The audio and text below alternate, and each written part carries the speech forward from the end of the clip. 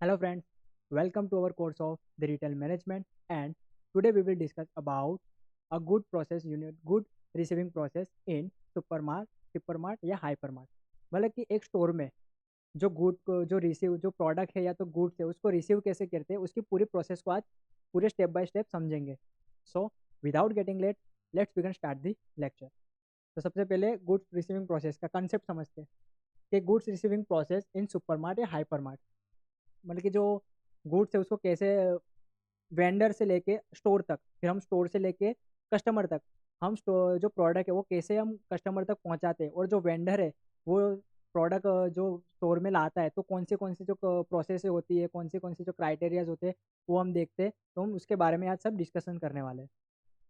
तो सबसे पहले होता है, सबसे पहला पॉइंट होता है पीओ। क्या रहता है पीओ? सबसे पहले पे क्या रहता है पीओ। फर्स्ट पॉइंट कौन सा रहेगा? ये फर्स्ट पॉइंट रहेगा। PO means purchase order. क्या रहेगा? Purchase order. तो परचेस ऑर्डर में क्या है, तो प्रोसेस ओवरव्यू, पहला पहला प्रोसेस रहेगा परचेस ऑर्डर प्रिपरेशन करना। क्या करना? परचेस ऑर्डर को प्रिपरेशन करना। The malls purchase department, mall का जो परचेस डिपार्टमेंट होता है वो क्या करता है, गुड रिसीविंग प्रोसेस में सबसे पहला इंपॉर्टेंट प्ले रोल प्ले करता है। जिसमें वो क्या करता है, स्टोर में देखता है कि कौन सी चीज़ नहीं है या तो कौन सी चीज़ कम है। फिर वो क्या करता है, वेंडर को पीओ भेजता है, परचेस ऑर्डर भेजता है कि मुझे ये चीज़ की इतनी क्वांटिटी रिक्वायरमेंट है, ठीक है। तो वो क्या करता है, वेंडर को पीओ सेंड करता है। The vendor is authorise to dispatch goods only the upon receiving the official PO, ensuring proper documentation and accountability. जब पीओ जब जो परचेस डिपार्टमेंट जो पीओ किसी वेंडर को सेंड करता है तो वेंडर भी पहले चेक करता है कि ये मुझे जो पीओ मिला है वो प्रॉपर कोई ऑथोराइज पर्सन ही है ना, तो कोई फेक तो नहीं है। फिर वो पूरा ऑथोराइज एंड डॉक्यूमेंटेशन करने के बाद वो क्या करता है, पीओ को अप्रूव करता है। अब पीओ के साथ पीओ में क्या क्या क्राइटेरिया होता है, तो complete list, item list with specification.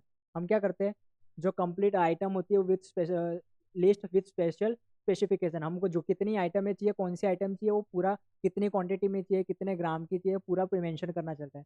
फिर agreed quantities for each product, और हमको ईच हर एक प्रोडक्ट की कितनी क्वांटिटी चाहिए वो भी मेंशन करनी पड़ती है। मतलब कि पहले तो आइटम मेंशन करनी पड़ती है, कौन सा प्रोडक्ट चाहिए, उसकी कितनी प्रोडक्ट चाहिए, कितने क्वांटिटी चाहिए।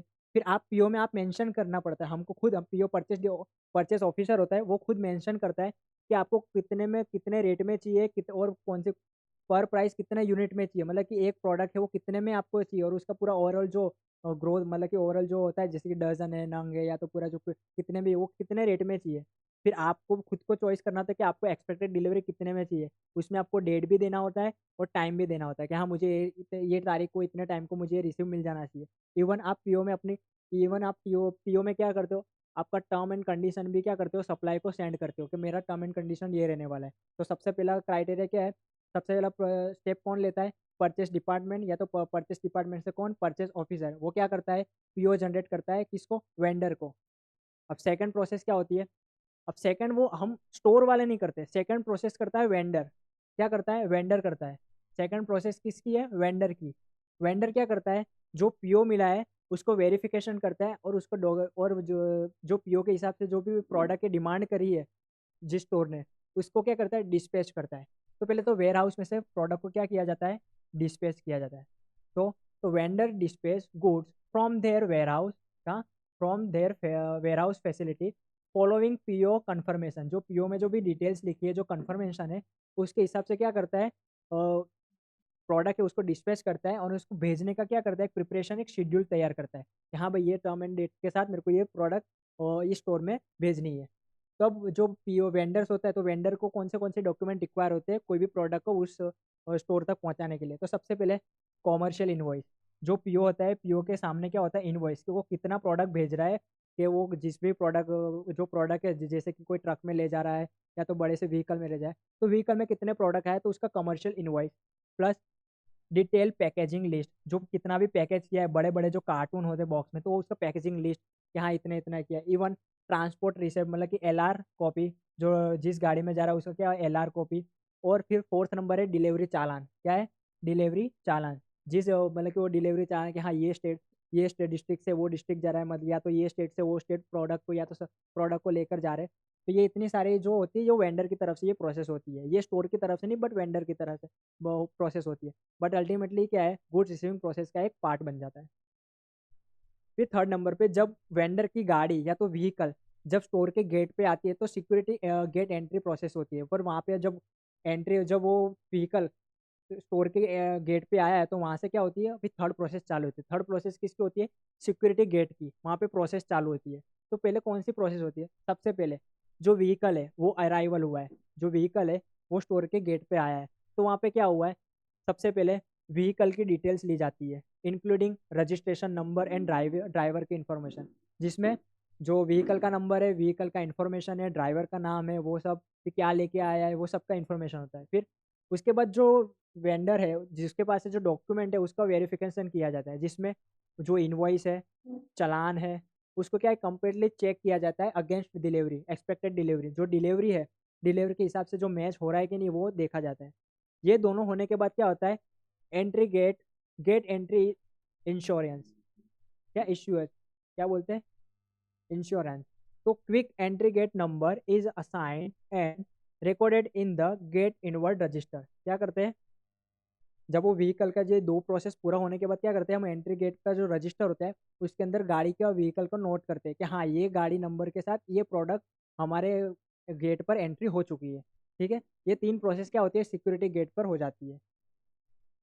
अब बात करते हैं, जब ये सिक्योरिटी क्लियरेंस हो गया फिर उसको क्या करते हैं, जो व्हीकल है उसको क्या करते हैं अनलोडिंग करने के लिए उसको ले जाते हैं अनलोडिंग डॉक पे। कहाँ पे, डॉक पे।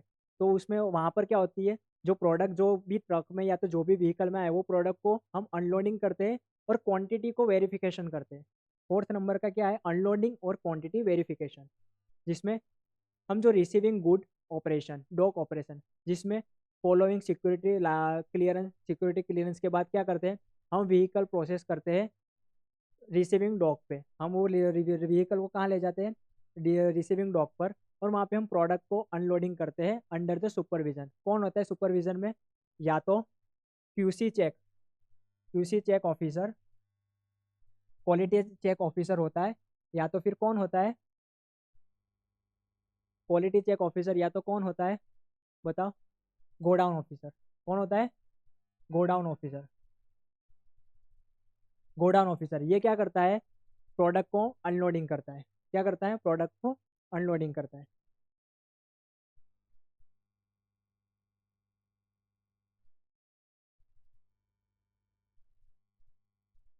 अब वेरिफिकेशन चेकलिस्ट में क्या होता है, जो गोडाउन ऑफिसर या तो किसी टीम है वो वेरिफिकेशन क्या करती है, तो item description match PO specification, जो आइटम लेके आया है जो इनवॉइस के साथ वो जो वेंडर लाया है उसको हम हमारे पीओ के साथ मैच करते हैं कि हमने जितनी क्वांटिटी मंगाई थी उतनी क्वांटिटी के साथ वो व्हीकल आया है कि नहीं आया।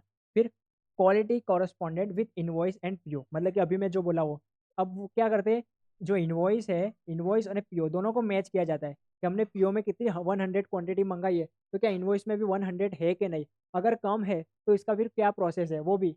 फिर packaging integrity and seal verification, जो जिस भी प्रोडक्ट है, प्रोडक्ट को जिसमें भी पैक करके लाए वो, और जो ट्रक में जो सील लगा है, जो ट्रक लाया है तो व्हीकल उसमें जो सील लगा है उसको वेरिफिकेशन करके सील ब्रोकन तो नहीं है या तो पैकेजिंग तो टूटा हुआ नहीं है, ये सबको क्या होता है वेरिफिकेशन वेरीफाई किया जाता है।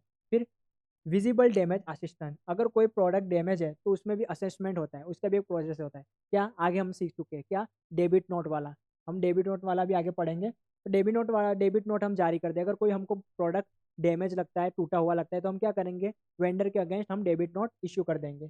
फिर कार्टून कंडीशन एंड लेबलिंग, अब जो प्रोडक्ट है उसको, जो प्रोडक्ट है वो जिस कार्टून में भी पैक करके आया वो कार्टून की कंडीशन देखेंगे, वो उसकी लेबलिंग देखेंगे, लेबलिंग ठीक तो है कि नहीं, कोई फटा हुआ तो नहीं है, कोई डैमेज तो नहीं है।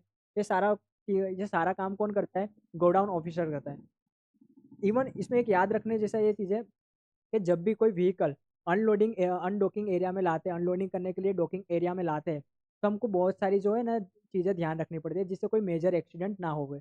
जैसे कि गाड़ी को ये रिसीविंग करते हैं तो जब उसके व्हीलर के नीचे क्या है, व्हीलर स्टॉपर रखना, फिर हैंड ब्रेक लगा देने जिससे क्या है गाड़ी हिले नहीं, गाड़ी ऑटोमेटिक आगे ना चली जाए, जिससे क्या होगा कोई एक्सीडेंट होते कोई एक्सीडेंट ना हो, कोई इंसिडेंट क्रिएट ना हो। तो बहुत सारी सिक्योरिटी की प्रोसेस भी यहाँ पर ध्यान रखनी होती है। तो हमें चार चीज़ें सीख गए। अब पाँचवा नंबर का क्या है, quality control inspection, quality control inspection कौन करता है? तो क्यूसी टीम, क्यूसी। वो तो या तो अनलोडिंग के टाइम पे भी कर सकते हैं, या तो अनलोडिंग के टाइम पे नहीं करते तो फिर अनलोडिंग होने के बाद क्वालिटी कंट्रोल करते हैं, मतलब कि जो प्रोडक्ट मिला है वो क्वालिटी वाला है कि नहीं। जिसमें सबसे पहले food and perishable item, perishable item, जैसे कि एक्सपायर डेट वेरिफिकेशन। हम क्या करते हैं, कोई प्रोडक्ट की एक्सपायर है, कोई प्रोडक्ट एक्सपायर तो नहीं है, या तो उसकी नियर बाय डेट एक्सपायर तो नहीं है वो। फिर एमआरपी एक्यूरेसी है, फ्रेशनेस असिस्मेंट है, कोई प्रोडक्ट जो हमने जो प्रोडक्ट मंगाया है वो प्रोडक्ट फ्रेश है कि नहीं। पैकेजिंग इंटीग्रिटी, पैकेजिंग में कोई टूटा हुआ तो नहीं है, डैमेज तो नहीं है वो। फिर टेम्परेचर कंप्लाइंसिस, जैसे कि कोई डेयरी प्रोडक्ट हो गया या तो फ्रोजन प्रोडक्ट हो गया, तो उसका क्या टेम्परेचर को भी हम क्या मेजर करते हैं कि उसका टेम्परेचर जिस कंडीशन में उससे लोअर तो नहीं चला गया वो। फिर नॉन फूडेबल आइटम में क्या ध्यान रखते हैं, बारकोड वेरिफिकेशन, हम कौन सा बारकोड वाला प्रोडक्ट आया है, हमने जिस बारकोड का मंगाया था वो बारकोड का प्रोडक्ट आया है कि नहीं आया है। फिर जो प्रोडक्ट मंगाया उसकी साइज़, हमने जिस कलर का मंगाया वो कलर।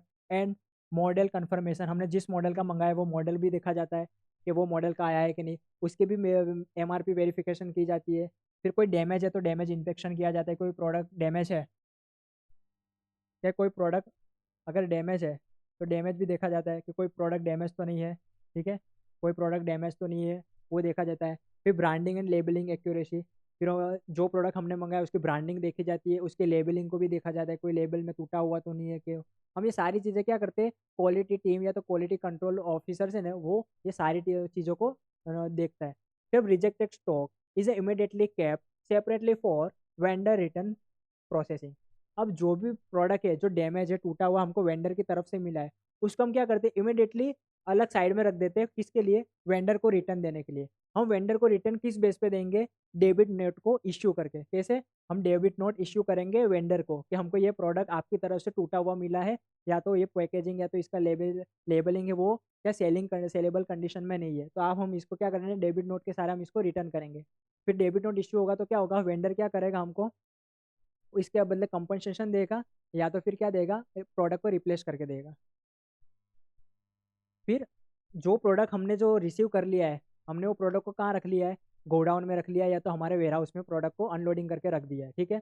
अब वो प्रोडक्ट का क्या होगा, जीआरएन क्रिएशन होगा। क्या होगा? GRN creation. क्या होगा? जीआरएन। वो प्रोडक्ट का हम क्या करेंगे, जीआरएन करेंगे। तो following a successful quantity and quality verification, quality और क्वांटिटी हमको अच्छे से चेक करने के बाद गुड रिसीव नोट, जीआरएन का फुल फॉर्म क्या है, good receive note. Good receive note created in the store ERP या तो सेफ सिस्टम, मतलब कि जो कंपनी का जो सिस्टम है, बिलिंग सिस्टम है या तो ऑपरेटिंग सिस्टम है, जो भी स्टोर का, उस स्टोर का क्या करेंगे, जीआरएम में हम सिस्टम में ऐड करेंगे। क्या? ऑफिशियल एक्सेप्टेंस का सबसे पहला क्या है, ये कि जीआरएन क्या करेगा कि हाँ, हमको जो पीओ के हिसाब से हमको जो प्रोडक्ट भी मिली है वो प्रोडक्ट हमने रिसीव कर ली है, हम उसको क्या करेंगे, सिस्टम में एंट्री कर देंगे कि हाँ भाई, हमको वेंडर की तरफ से इतनी क्वांटिटी इतने प्राइस में इतने रेट में हमको मिल गई है। फिर ये जीआरएन की तरफ से काम हो गया। अब उसके बाद दूसरा प्रोसेस उसके अंदर ही क्या होगा, पेमेंट ट्रिगर का। क्या होगा? पेमेंट ट्रिगर का, मतलब कि जो जीआरएन क्या करता है, जो प्रोडक्ट है ना उसको सिस्टम में एंट्री करता है, ठीक है, सिस्टम में एंट्री कर दी। अब उसके बाद क्या रहेगा, जो जीआरएन वाला बोल देगा अकाउंट डिपार्टमेंट को कि हमारे को ये प्रोडक्ट रिसीव हो गया है। फिर ये जो पेमेंट है, वेंडर को पेमेंट कौन करेगा, तो अकाउंट डिपार्टमेंट करेगा। जो स्टोर का अकाउंट डिपार्टमेंट होता है वो इसको पेमेंट इश्यू करेगा, पेमेंट कंफर्म करेगा वेंडर को। फिर the vendor payment process initiated only after GRN creation and ensuring proper financial control, मतलब कि क्या करेगा, जो जीआरएन का जो काम है वो होने के बाद अकाउंट डिपार्टमेंट क्या करेगा, वेंडर को पेमेंट प्रोसेस करेगा, वेंडर का क्या करेगा, पेमेंट है वो प्रोसेस करेगा। तो याद रखना, जीआरएन करने के बाद क्या होगा, वो वेंडर को पेमेंट की प्रोसेस चालू होगा। वेंडर को पेमेंट कौन करेगा, स्टोर का अकाउंट डिपार्टमेंट। ये सात, फिर कौन सा है सातवां point, barcode and label verification, ठीक है। इसके पहले हमने कितने डिपार्टमेंट देख लिए, सबसे पहले होता है परचेस, और परचेस डिपार्टमेंट इसमें आ जाता है, गोडाउन डिपार्टमेंट आ जाता है, फिर जीआरएन डिपार्टमेंट आ जाता है। तीन डिपार्टमेंट का है जिसमें इसमें काम होता है, कितने, देखो, परचेस डिपार्टमेंट जो प्रोडक्ट को परचेस करता है, गोडाउन डिपार्टमेंट जो अनलोडिंग करवा के गोडाउन में रखवाता है, थर्ड जीआरएन जो प्रोडक्ट की सिस्टम में एंट्री करवाता है, चौथा है, तो चौथा होता है अकाउंट डिपार्टमेंट। चार डिपार्टमेंट देखे और चौथा डिपार्टमेंट कौन सा था, अकाउंट डिपार्टमेंट, जो वेंडर को क्या करता है, पेमेंट करता है। अब ये प्रोसेस, सातवां प्रोसेस है बारकोड एंड लेबल वेरिफिकेशन। हमको जो भी प्रोडक्ट मिला है अब वो जीआरएन क्या करेगा, सिस्टम में एंट्री कर देगा। पहले तो वो इनवॉइस में एंट्री हो गई कि हमको इतना रिसीव हो गया। अब हमको जो भी प्रोडक्ट मिला है वो प्रोडक्ट को हम कस्टमर को सेल करने के लिए क्या करेंगे, हमारा जो भी सिस्टम यूज़ होता है सेल करने के लिए, जो भी हम सॉफ्टवेयर यूज़ करते हैं, वो सॉफ्टवेयर में हम प्रोडक्ट को क्या करेंगे, वो प्रोडक्ट का जो भी बारकोड है या ईएन नंबर है उसको क्या करेंगे, हम एंट्री कर देंगे, रजिस्टर कर देंगे। जिससे क्या होगा, वो प्रोडक्ट सेलिंग काउंट सेल होने के लिए रजिस्टर हो जाएगी अपने सिस्टम के सॉफ्टवेयर में। तो डेटा वैलिडेशन प्रोसेस, क्या इसको क्या बोलते हैं, डेटा वैलिडेशन प्रोसेस। तो once good are formally accepted and comprehensive barcode scanning and label verification ensure accurate inventory. Inventory में क्या करता है, एक्यूरेट करता है इन्वेंट्री को कि हाँ हमको ये प्रोडक्ट मिल गई है और ये प्रोडक्ट सिस्टम में अब ऐड भी हो गई है। अब ये प्रोडक्ट क्या है, कस्टमर को सेल करने के लिए प्रिफेयर है। जिसमें हम क्या, कौन से की पॉइंट क्या करते हैं, ये क्या लिखा हुआ है यहाँ पे, ये क्या लिखा हुआ है, की पॉइंट। की पॉइंट्स क्या लिखा है, की पॉइंट्स। की पॉइंट्स में हम क्या याद रखते हैं, S Q code accuracy. S Q मतलब, एस के यू का मतलब क्या है, stock keeping unit. Then after barcode functionality, barcode है, बारकोड को ऐड किया जाता है, ठीक है। फिर एमआरपी वेरिफिकेशन, जो एमआरपी को वेरिफिकेशन किया जाता है, एमआरपी भी डाली जाती है। बैच नंबर रिकॉर्डिंग, जो कि जिस बैच के साथ हमको प्रोडक्ट रिसीव हो वो बैच भी डाला जाता है। Expiry date for food item, जो एक्सपायरी डेट होती है फूड आइटम वो भी सिस्टम में क्या होता है, एंट्री करी जाती है। इफ, फिर ये याद रखना point, if vendor barcode are missing अथवा non functionable function the mall apply its one standardize barcode system. अगर वेंडर ने हमको प्रोडक्ट बेची है या तो सेल करी है विदाउट एनी बारकोड के, ठीक है, कोई भी बारकोड बिना हमको बेचा है, तो हम क्या करेंगे, जो स्टोर है आपका खुद का भी स्टैंडर्डाइज बारकोड अप्लाई करता है प्रोडक्ट पे, फिर उसको सेल करता है, ठीक है। फिर 8वां स्टोरेज डिस्प्ले अलोकेशन। अब हमने जो प्रोडक्ट को, जो हमने जो अनलोडिंग किया है वो प्रोडक्ट प्रोडक्ट को हम क्या करेंगे, या तो हमारे जो बैक स्टोर है,